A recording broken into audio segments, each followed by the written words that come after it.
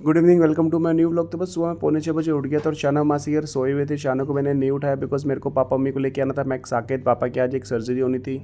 तो बस फिर मैं मम्मी पापा निकल गए और फटाफट सुबह 7:10 तक मैं मैक्स साकेत आ गया। पिछले 4-5 दिन से ना मैं इसलिए मैक्स आ रहा था बिकॉज पापा के मल्टीपल टेस्ट थे, उनकी एक सर्जरी होनी थी। तो हमने सोचा था कि उसको फटाफट करवा देते, तो उसी के लिए टेस्ट के लिए मैं डेली आ रहा था मैक्स सेकंड हाफ में। आपने देखा होगा मेरे पहले ब्लॉग में। तो मेन था पापा की पहले एडमिशन कराना, फिर एडमिशन काउंटर पर जाके मैंने एडमिशन करवा दी और फिर था पापा का सामान लेके आना। मेरी कोशिश थी कि थोड़ी बहुत मैं स्टेयर्स करूँ जितना भी हो सके जो नॉर्मल रूटीन में है। तो मैं बताऊंगा मैंने कितनी करी। फिर जैसे रूम लौट हुआ मैंने पापा का पहले सामान निकाल लिया सारा, क्योंकि पापा को बस ओटी लेके जा रहे थे और इतनी देर में पापा को चल रहा था फ्लूइड। और बस फिर पापा को ओटी लेके चले गए और बस मैं पापा के साथ ही गया ओटी तक। ऑपरेशन थिएटर तक तो मैं पापा के साथ गया, बट वहाँ पे ना खड़ा होना देते हैं ना अंदर, तो वैसे भी अलाउड ही नहीं होते पेशेंट्स के साथ जो है उनके केयर टेकर। फिर पापा को वो ओटी में ले गए तो मैं फिर मैं कुछ कर नहीं सकता था, वहाँ खड़ा होने दे रहे, तो मैंने वहीं पे स्टेयर्स कर ली। पापा का वैसे तो 40 मिनट का ऑपरेशन था, बट 1.5 घंटा रखा उन्होंने अंडर ऑब्जर्वेशन। तो मैं फिर वहीं थोड़ी स्टेयर्स करी, मैंने कुछ 1100 स्टेयर्स करी बिकॉज कुछ था नहीं उस टाइम पे करने को और वहाँ पे खड़ा भी नहीं होने दे रहे थे।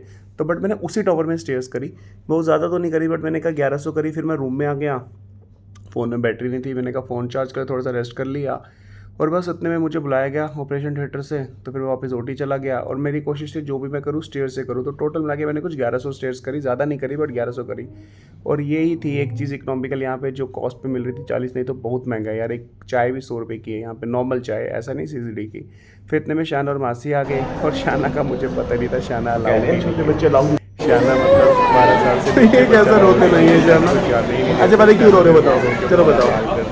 अच्छा बताओ तो सही, क्यों रो रहे हो बताओ। अच्छा बता दो क्या हो गया, क्या हो गया बताओ तो सही। आज ही पता चला आपको ऊपर नहीं ध्यान दे रहे?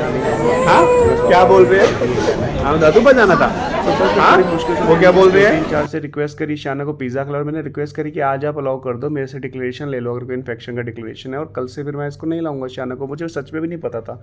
फिर फाइनली शाना आ गई और बस फिर मैं दादी को तंग? मैं छोड़ने और मासी मम्मी को छोड़ने चला गया। नाइट सूट पहन के बस वो सब मासी ब्रश? जाएंगे और बेटे को शाना बहुत समझदार है अपने एज के। चलो लव यू। बेचारी का दिन खराब था, इसको और कल नहीं आना, कल अंदर नहीं आने देंगे आपको।